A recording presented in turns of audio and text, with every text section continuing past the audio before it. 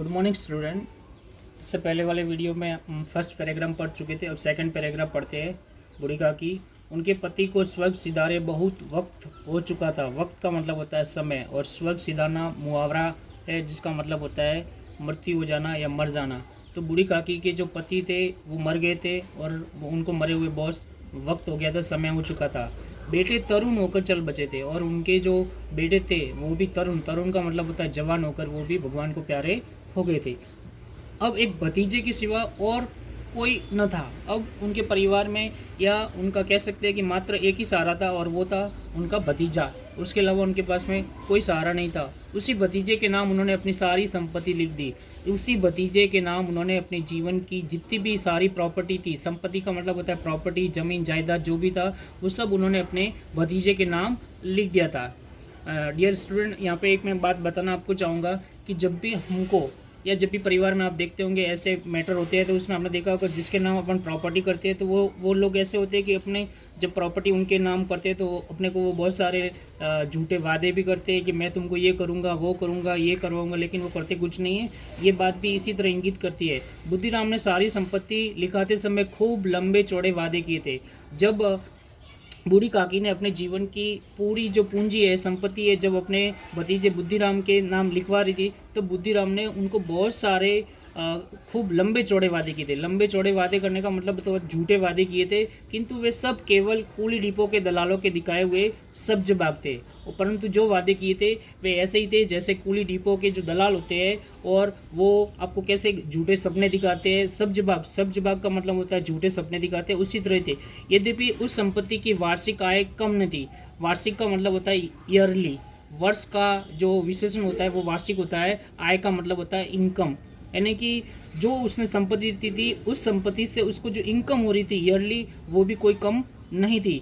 तथापि बूढ़ी काकी को पेट भर भोजन भी कठिनाई से मिलता था। इतना सब करने के बावजूद भी बूढ़ी काकी को 2 वक्त की रोटी भी, या उसको पेट भर भोजन करने में भी बहुत कठिनाई होती थी। कहने का मतलब होता है उसको 2 वक्त की रोटी भी मिलना उसके लिए बहुत बड़ी मुश्किल हो गया था।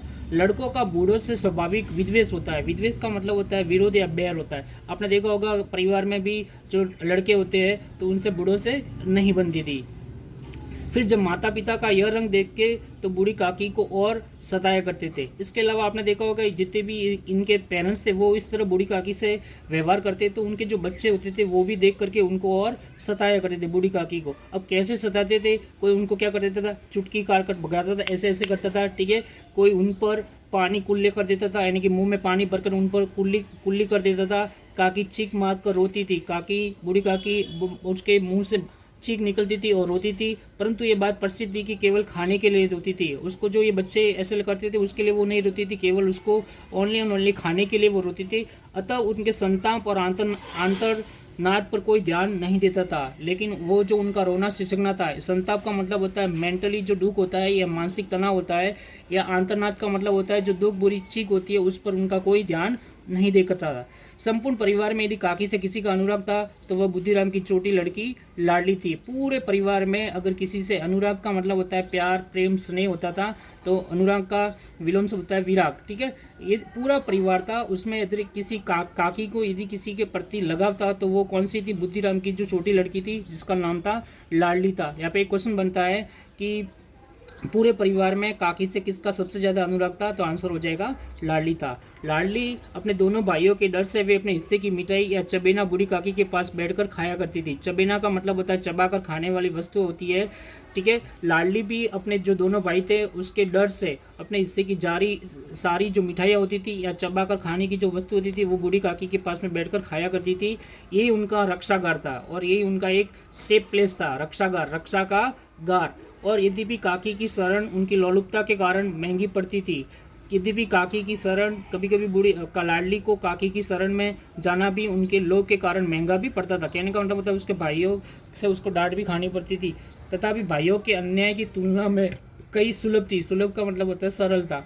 इस स्वार्थ अनुकूलता में उन दिनों में सहानुभूति का आरोपण कर दिया था।